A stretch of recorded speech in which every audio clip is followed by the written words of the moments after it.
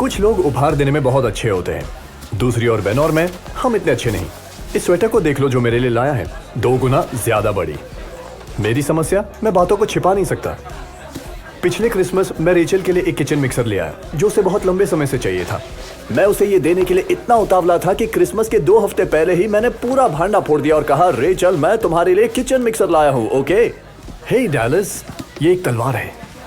मेरी प्रॉब्लम है, मैं जान नहीं पाता कि दूसरों के लिए क्या लाऊं। एक बार क्रिसमस पर मैं अपनी बहन के लिए एक प्रेजेंट लाया जो सिर्फ मजाक के लिए था। मेरी बहन की एक बात है, जब वो जोर जोर से हंसती है उसकी पैंट गीली हो जाती है। तो मुझे ये एक मजाकिया आइडिया आया कि मैं उसे डायपर दे दूं।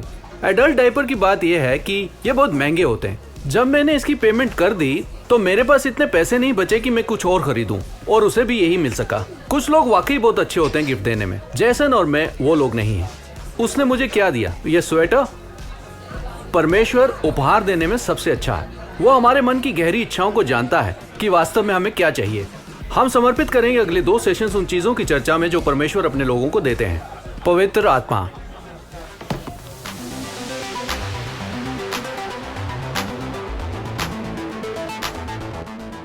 So maybe I'll invest it to make it become 2 million, 3 million, 4 million.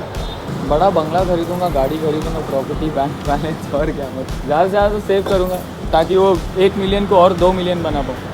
Help my fellow metalheads, by helping them with their bands and other things, and maybe some of them would go for charity. दे दूँगा। मैं पहले invest करूँगा property में, जो भी invest करूँगा उससे कोई भी इंटरेस्ट मिल रहा है वो मैं फैमिली एंड ऑल दोस्तों को हेल्प करूँगा।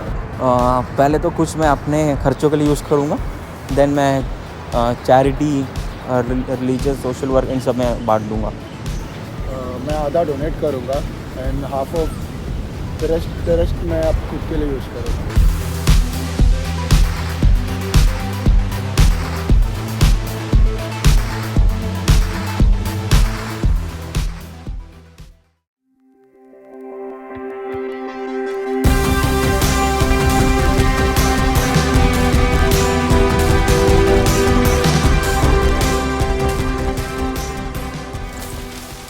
तो कौन है पवित्र आत्मा? पवित्र आत्मा परमेश्वर है जो जगत में काम करती है। मुझे पसंद है जो बाइबल पवित्र आत्मा के विषय में कहती है। सांत्वना देने वाला, सहायक, परिवादक, बुद्धि का आत्मा, हमारा मार्गदर्शक, शिक्षक, परमेश्वर का उपहार और यीशु का आत्मा। पवित्र आत्मा पृथ्वी पर सृष्टि के समय से ही कार्यरत है। परमेश्वर उत्पत्ति के समय भी था और आज भी है। वो कोई व्यक्तित्वहीन शक्ति नहीं है या वस्तु नहीं है, वो एक व्यक्ति है। एक व्यक्ति के समान ही वो दुखी या उत्साहित हो सकता है। अब तक अल्फा में परमेश्वर के विषय में हमने अलग अलग नामों का प्रयोग किया है, यीशु, आसमान्य पिता और पवित्र आत्मा। कलीसिया परमेश्वर ने इन तीनों व्यक्तियों को एक नाम दिया है, द ट्रिनिटी। मेरा दोस्त क्रिस प्राइस इसका वर्णन इस प्रकार करता है। एक परमेश्वर है जो अनादिकाल से पिता, पुत्र और पवित्र आत्मा के रूप में रहता है। एक दिव्य सार, 3 भिन्न व्यक्तित्व। त्रिएकता की शिक्षा एक रहस्य है जो बिना किसी विरोध के तर्क से परे है। लोगों को इसे समझने में कठिनाई होती है। ऐसा क्यों है? इसका संभव कारण यह है, आप और मैं एक 3 आयामी दुनिया में रहते हैं। 4 आयामी समय को भी मिलाकर इस उपमा के उद्देश्य से आइए एक कल्पना करें कि हम 2 आयामी संसार में रहते हैं, मारियो के पुराने संसार के समान।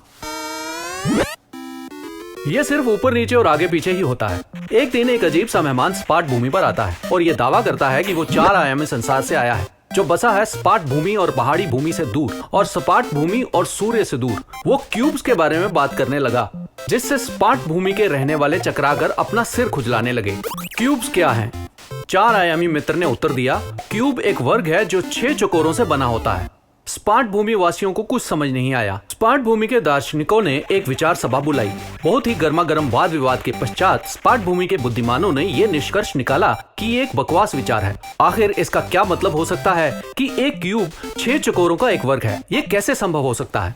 हमें त्रिएकता को समझाना उस समतल देश के लोगों को क्यूब समझाने का प्रयत्न करने जैसा है।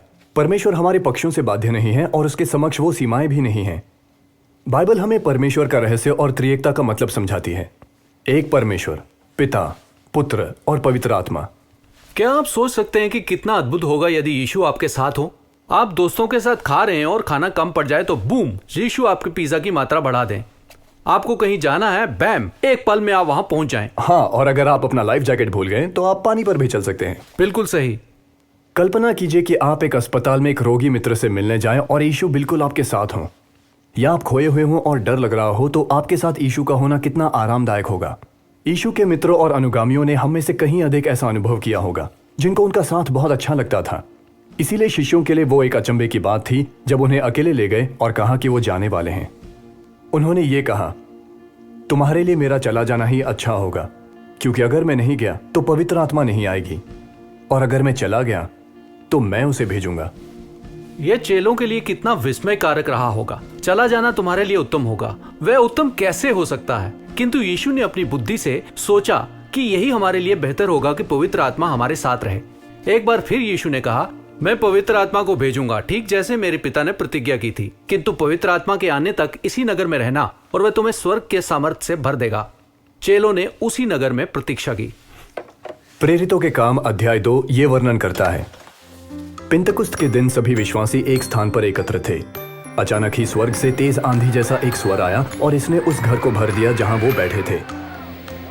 फिर लपटों या आग की जीभों जैसा कुछ प्रकट हुआ और उन पर आ ठहरा, और वहां पर उपस्थित प्रत्येक व्यक्ति पवित्र आत्मा से भर गया, और प्रत्येक ने अनेक भाषा बोलना आरंभ किया, ठीक जैसे योग्यता पवित्र आत्मा ने उन्हें प्रदान की।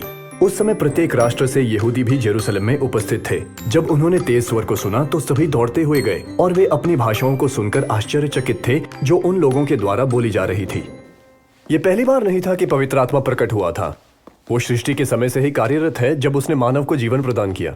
इस ऐतिहासिक दिन से पहले पवित्र आत्मा कुछ विशेष लोगों पर ही आया, पर बात इतनी ही है, कुछ विशेष लोगों पर, कुछ विशेष समयों और कुछ विशेष कार्यों के लिए। पुराना नियम ऐसे ढेरों अवसरों का उल्लेख करता है जब ऐसा हुआ था। पवित्र आत्मा 2 व्यक्तियों पर उतरा, गिदोन और समसून पर, और उन्हें साहस और सामर्थ्य दिया परमेश्वर के लोगों की अगुवाई के लिए युद्ध में। परमेश्वर का आत्मा बेसालेल नाम के एक व्यक्ति पर भी उतरा, कुछ विशेष कार्यों जैसे कला, शिल्प कौशल और बढ़ईगिरी। निर्गमन 35 का 31 में ऐसा लिखा है कि प्रभु ने बेसालेल को परमेश्वर के आत्मा से भर दिया है और उसे अत्याधिक बुद्धि, योग्यता और सब प्रकार के कार्यों के लिए दक्षता प्रदान की है। परमेश्वर ने यशायाह नामक व्यक्ति को भविष्यवाणी की आत्मा से भरा, अपने लोगों को अपना संदेश देने के लिए। सब कुछ बदल गया था पिंतेकुस्त के दिन। पवित्र आत्मा कुछ लोगों पर कुछ सीमित समय के लिए नहीं उतरा, उसने प्रत्येक व्यक्ति को भर दिया और उनके दिलों में सदा के लिए बस गया। आत्मा द्वारा विश्वासियों के भरने के बाद लोग जो सड़कों पर थे आश्चर्यचकित हो गए कि ये क्या हो रहा था। सभी स्थानों से आए लोगों ने विश्वासियों को सुना, 1 दर्जन से ज्यादा भाषाओं में। वहां खड़े लोग विस्मित हो गए और उन्हें लगा कि ये क्या हो रहा है, जबकि कुछ लोगों को लगा कि वो नशे में है। प्रेरितों के काम 2 का 14 में ये लिखा है, तब पतरस अन्य 11 शिष्यों के साथ आगे बढ़ा और जन समूह से चिल्लाकर कहा, और यरूशलेम आए आगंतुकों को ध्यान से सुनो, इस विषय में कोई गलत विचार न करो। ये लोग नशे में नहीं हैं जैसा कि आप लोग सोच रहे हैं। प्रातः के 9 बजे का समय ऐसा करने के लिए बहुत ही शीघ्र है। नहीं, जो आप देख रहे हैं उसकी नबूवत नबी योएल के द्वारा बहुत पहले ही कर दी गई थी। अंत के दिनों में परमेश्वर कहता है, मैं अपना आत्मा सभी लोगों पर उंडेलूंगा। तुम्हारे पुत्र और पुत्रियां नबूवत करेंगी, तुम्हारे युवा दर्शन देखेंगे और तुम्हारे वृद्धों को सपने आएंगे। उन दिनों में अपने सेवकों पर भी अपना आत्मा उंडेलूंगा, पुरुष और महिला दोनों पर, और वो भी नबूवत करेंगे। जब पिंतकुस्त के दिन पवित्र आत्मा उतरा तो उसने सब कुछ बदल दिया। परमेश्वर ने अपनी आत्मा को उंडेला उन सब लोगों पर जिन्होंने उन पर विश्वास किया। हाल ही में जब मैं खाने पर गया अपने दोस्त टाइलर के साथ, और खाते हुए उसने बताया कि किस प्रकार पवित्र आत्मा से उसका जीवन बदल रहा था। कैसे बचपन से उसने कई मुश्किलें देखी अपने घर और परिवार में, और इन सब से उसे गहरा दर्द, ठेस और चोट पहुंची। बात इतनी बिगड़ी कि एक समय था जब वो जीना नहीं चाहता था। उसका दर्द और पीड़ा जो अंदर था बाहर घृणा और क्रोध में दिखता था। उस दिन उसने मुझे ये बताया, एक दिन ऐसा आया कि मेरे लिए सब कुछ बदल गया। ये वो दिन था जब मैंने बपतिस्मा लेने का चुनाव किया। बदलाव तत्काल तो नहीं था, किंतु जैसे जैसे समय बीतता गया मैंने नोट किया कि मुझ में गुस्सा और तनाव घट रहा था। डरावने मनोविकार मुझे छोड़कर जाने लगे। आखिरकार मैंने अपने भीतर इस असाधारण आनंद और शांति को अनुभव करना आरंभ कर दिया। मैंने अपने अंदर परमेश्वर का अनुभव करना शुरू कर दिया, और वह मेरे लिए बहुत ही आनंद लेकर आया। टाइलर एक काफी शक्तिशाली लड़का है। जूडो में उसे ब्लैक बेल्ट मिली है, पर ऐसी बात करते हुए उसकी आंखें आंसुओं से भर गई जब उसने बताया कि वो इतना खुश था जितना कभी नहीं हुआ।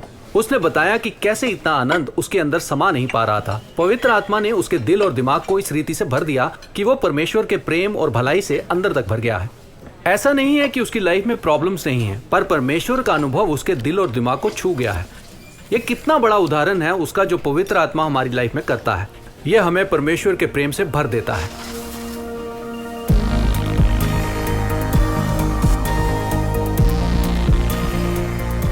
सोच रहा था ऐसा कैसे हो सकता है कि कोई आत्मा आके हमें फील करवा सकती है, पर जब मैंने खुद एक्सपीरियंस किया था ये, तब मुझे पता चला था कि होली स्पिरिट क्या है और हमारे जीवन में उसका क्या इम्पोर्टेंस है।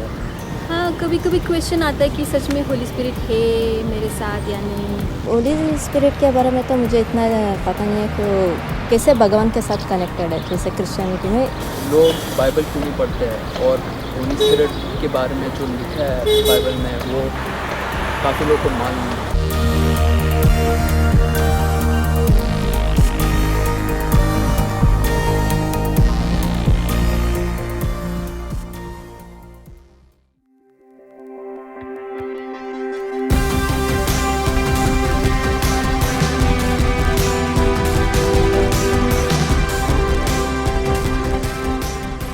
टाइलर द्वारा बताई गई घटना को सुनकर मुझे एक बात समझ में आई। उसने ये कहा, अब मैं ये कह सकता हूँ कि परमेश्वर ने अपने परिवार में मेरा स्वागत किया है। मैं जानता हूँ कि मैं कौन हूँ, मेरे पास एक उद्देश्य है और मेरे जीवन का एक अर्थ है। परमेश्वर मेरे पिता के समान है। बाइबल इसी प्रकार की भाषा का प्रयोग करती है। जब हम मसीही बन जाते हैं तब हम परमेश्वर के परिवार का एक हिस्सा बन जाते हैं। पवित्र आत्मा हमें बार बार ये याद दिलाती है, चाहे जितनी भी बार जरूरत पड़े, और हमारे हृदयों में एक आश्वासन देना चाहता है कि चाहे कुछ भी हो जाए वो हमसे बहुत प्रेम करता है। परमेश्वर नहीं चाहते कि एक दिन से दूसरे दिन हम उनके प्रेम के प्रति अनाश्वस्त रहें। हम उनकी संतान हैं और ये कभी नहीं बदलेगी। रोमियो 8:15-16 कहता है, जो आत्मा तुमने ग्रहण किया है वो तुम्हें दास नहीं बनाता, जिससे तुम पुनः भय में जीवन जियो। इसके स्थान पर जो आत्मा तुमने ग्रहण किया है वो तुम्हें पुत्र के रूप में स्वीकार करवाता है, और उसी के कारण हम पुकारते हैं, अब्बा पिता। आत्मा स्वयं हमारी आत्मा के साथ गवाही देता है कि हम परमेश्वर की संतान हैं। टाइलर की कहानी प्रदर्शित करती है कि कैसे पवित्र आत्मा हमारे हृदयों को परमेश्वर के प्रेम से भरता है और हम परमेश्वर के परिवार का एक सदस्य हैं। ये भी दर्शाता है कि किस प्रकार परमेश्वर का आत्मा हमें बदलता है ताकि हम यीशु की तरह बन सकें। टाइलर का तनाव और क्रोध हटा दिया गया जब उसका जीवन प्रेम, आनंद और शांति से भर दिया गया। गलातियों की पुस्तक में इसे नाम दिया गया आत्मा का फल। ये एक वृक्ष के समान है जो हम सबके भीतर पनप रहा है। ये कहता है, पवित्र आत्मा हम में इस प्रकार का फल उत्पन्न करता है, प्रेम, आनंद, शांति, धैर्य, दया, भलाई, विश्वास योग्यता, नम्रता और आत्मनियंत्रण। जब हम अपने जीवन में पवित्र आत्मा को और अधिक स्थान देते हैं और परमेश्वर हमें बदलते हैं, हम परिवर्तित हो जाते हैं। ये एक चमत्कार है। हम जानते हैं कि हमारे संसार को और अधिक आनंद, शांति और प्रेम की आवश्यकता है। मैं अपने जीवन के अनेक क्षणों को याद कर सकता हूं जब मुझे उनमें से किसी एक बात के लिए चुनौती का अनुभव हुआ।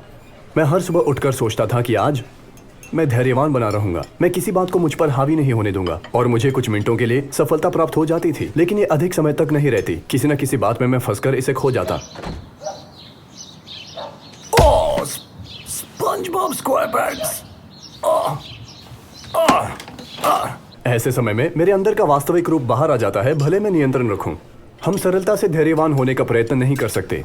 हमें भीतर से बदलने के लिए परमेश्वर की आवश्यकता है। अब अगर हम बदलना चाहें भी ये असंभव लग सकता है। कई बार बुरे चुनाव बुरी आदतें बन जाते हैं। आपको नशे और शराब के अलावा और बातों की लत हो सकती है। मैं स्टूडेंट से हर समय मिला हूँ जिन्हें सब प्रकार की आदत होती है, अश्लील साहित्य से लेकर दूसरों की सहमति तक। यीशु को मानने वालों को अपने अंदर के सामर्थ्य पर निर्भर नहीं होना होता इन आदतों से उबरने के लिए। पवित्र आत्मा ही वो है जो हमें जरूरी इच्छा और सामर्थ्य देता है पाप और लत से बाहर निकलने की। कुछ लोग पल भर में छुटकारा पा लेते हैं और अन्य को परमेश्वर दिन प्रतिदिन सामर्थ्य देता है मुक्त जीवन जीने की। पृथ्वी पर पवित्र आत्मा की सामर्थ्य पाने जैसा और कुछ है ही नहीं। पवित्र आत्मा में हमें परिवर्तित करने की और यीशु की तरह हमें बनाने की सामर्थ्य है। पौलुस गलातियों की पुस्तक में आत्मा के फल के विषय में बात करता है और कुरिन्थियों के पत्र में वो आत्मा के वरदानों की बात करता है। वो ये कहता है, किंतु सबको लाभ पहुंचाने के लिए हर एक को आत्मा का प्रकाश दिया जाता है, क्योंकि एक को आत्मा के द्वारा बुद्धि की बातें दी जाती हैं और दूसरे को उसी आत्मा के अनुसार ज्ञान की बातें, और किसी को उसी आत्मा से विश्वास और किसी को उसी एक आत्मा से चंगा करने का वरदान दिया जाता है। फिर किसी को सामर्थ्य के काम करने की शक्ति, और किसी को भविष्यवाणी की, और किसी को अनेक प्रकार की भाषा, और किसी को भाषाओं का अर्थ बताना। परंतु ये सब प्रभावशाली कार्य वही एक आत्मा करवाता है, और जिसे जो चाहता है वो बांट देता है। हमारी एक अच्छी मित्र गिलियन का परमेश्वर की चंगाई के वरदान से सामना हुआ जब उसकी आयु 16 वर्ष की थी। हमारा यूथ ग्रुप ट्रिप अब वैंकूवर से सियाटल एक यूथ कॉन्फ्रेंस के लिए गया।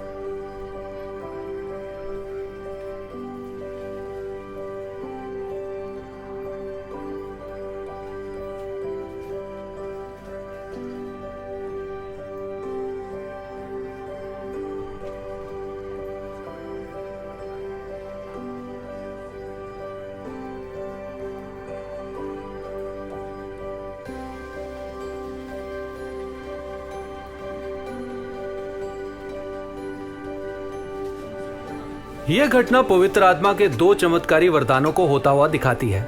दिव्य ज्ञान के प्रवचन की योग्यता और चंगाई का वरदान। मुझे वह रात अच्छी तरह से याद है। अद्भुत अनुभव था परमेश्वर के प्रेम और सामर्थ्य का। हमारे दोस्त जेमी ने एक अद्भुत घटना के विषय में बताया था जब उसे अन्य भाषा बोलने का अनुभव प्राप्त हुआ था। वो अल्फा के सप्ताहांत पर आराधना के संगीत के दौरान अन्य भाषाओं में गाने लगा। उसे बिल्कुल भी पता नहीं था कि वहां इटली से स्टीफानिया नामक एक महिला थी। वो बिल्कुल भी अंग्रेजी भाषा नहीं बोल सकती थी, तो उस समय वो बहुत ही अकेलापन महसूस कर रही थी। अब गाना गाते समय उसके दिमाग में 2 शब्द TMO आ गए और वो बिल्कुल वहीं अटक गया। उसे ऐसा लगा कि ये प्रभु की ओर से, और वो बार बार गाने लगा। उसे इसका मतलब बिल्कुल नहीं पता था, लेकिन स्टीफानिया के दिल को ये शब्द छू गए, क्योंकि इतावली भाषा में इन दोनों शब्द TMO का अर्थ है आई लव यू। उस रात परमेश्वर ने अन्य भाषाओं के वरदान से जेमी के द्वारा बात की, स्टीफानिया को बताने की वो उसे जानते हैं और प्रेम करते हैं। उस समय परमेश्वर ने उसे एक संदेश देना चाहा कि वो परमेश्वर के लिए कितनी विशेष थी।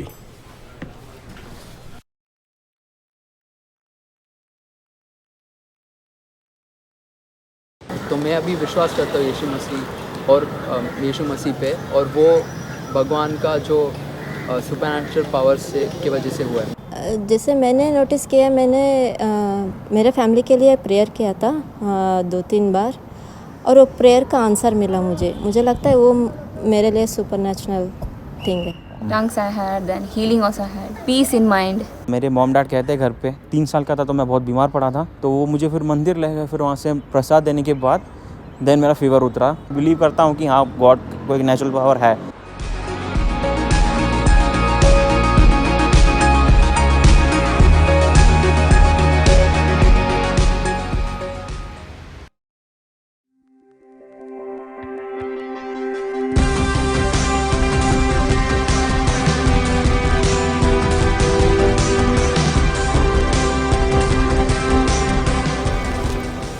पवित्र आत्मा के द्वारा परमेश्वर कलीसिया को सामर्थी दिव्य वरदान प्रदान करता है, और वो उन्हें संपूर्ण कलीसिया के लिए प्रदान करता है। ऐसा नहीं है कि ये कोई दिखाने के लिए की गई बात हो, बल्कि परमेश्वर के बारे में है जो अद्भुत काम करता है साधारण लोगों के द्वारा।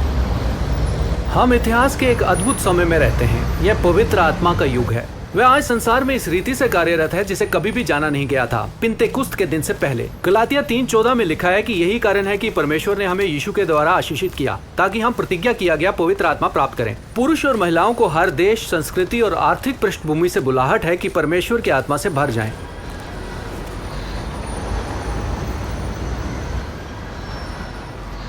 पिंतकुस्त के दिन पतरस ने एकत्रित जनसमूह के समक्ष वर्णन किया कि ये प्रतिज्ञा किए गए परमेश्वर के आत्मा का उंडेला जाना था। प्रेरितों का काम 2:39 में उसने ये कहा, ये प्रतिज्ञा तुम्हारे और तुम्हारी संतान और आने वाले सभी लोगों के लिए है जिन्हें प्रभु हमारे परमेश्वर बुलाएंगे। वही हम हैं। परमेश्वर के आत्मा के लिए उसकी प्रतिज्ञा आपके और मेरे लिए है। यह जेकल 36:26 ये कहता है, मैं तुम्हें एक नया हृदय दूंगा और तुम में एक नया आत्मा डालूंगा। मैं तुम में से पत्थर का हृदय निकालकर तुम्हें मांस का हृदय प्रदान करूंगा और मैं तुम पर अपना आत्मा उंडेलूंगा। आइए प्रार्थना करें। हे पिता, हम पवित्र आत्मा के वरदान के लिए आपका धन्यवाद करते हैं। ये ऐसा जानने के लिए कितना अद्भुत वरदान है कि हमसे प्रेम किया जा रहा है और हमें आप जैसा बनने के लिए सामर्थ्य प्रदान की जा रही है, और हमें उस सामर्थ्य को कार्यरत देखा जा रहा है जब हम अन्य लोगों से प्रेम करते हैं। क्या आप हमें अपने पवित्र आत्मा से भरेंगे कि हम पहले जैसे न रहें? मैं ये सब कुछ यीशु के नाम में मांग लेता हूँ। आमीन।